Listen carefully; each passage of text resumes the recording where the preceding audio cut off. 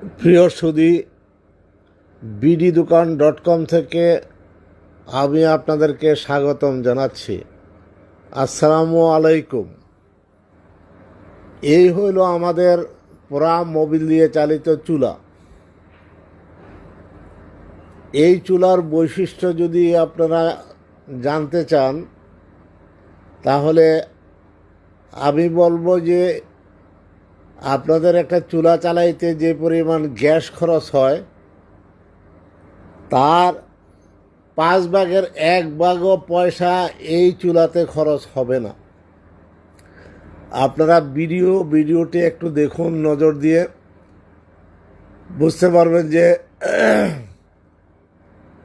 এই পোড়া মোবিলের যে আগুনটা তৈরি হচ্ছে, এটার তেজ কত বেশি।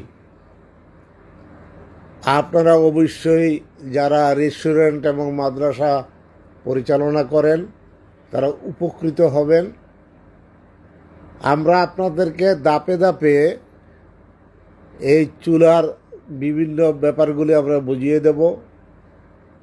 এখানে একটি ব্লোয়ার ব্যবহার হয়। ব্লোয়ারটার মাধ্যমে বাতাস যায় ভিতরে। এটা যদি বেশি হয় তাহলে আপনার বার্নারের মধ্যে আওয়াজ হয়। এটাকে আপনারা কন্ট্রোলে রাখবেন। এই যখন নবটা আসবে, অ্যাডপ্টারটা আসবে, তখন আমি বলবো যে এটা অ্যাডপ্টার, এটার মাধ্যমে এটাকে কন্ট্রোল করতে হয়। আরেকটি জিনিস হলো যে এই চুলার মধ্যে একটি কল আছে বা সুইচ আছে, এটাকে কম বেশি করা যায়। আপনারা যদি নিজেদের পরিমাণ মতো এই কলটি চালায় রাখেন, তাহলে আপনাদের মোবিল কম খাবে।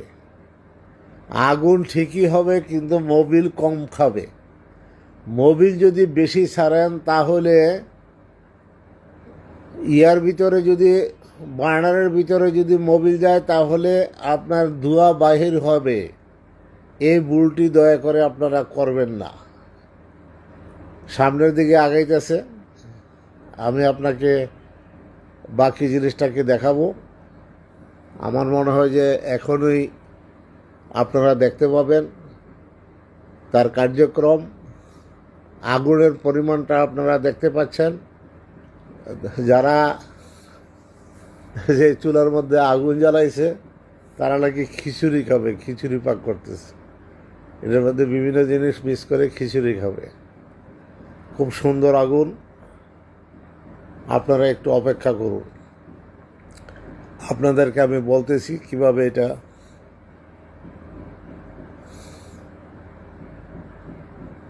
এই চুলাতে আছে কিনা জানি না, সামনে বোধহয় একটু জায়গা বাকি আছে। আমি ভিডিওটার মধ্যেই এই যে আসছে, আমি যেই কথাটা বলেছিলাম, এই যে দেখেন, এই একটা কলের মতো দেখা যায়। এটাকে কম বেশি করে আপনার এই মোবিলটাকে কন্ট্রোল করা যায়। আরেকটা আপনার পাবেন এই ব্লোয়ারের এটা হলো অ্যাডপ্টার।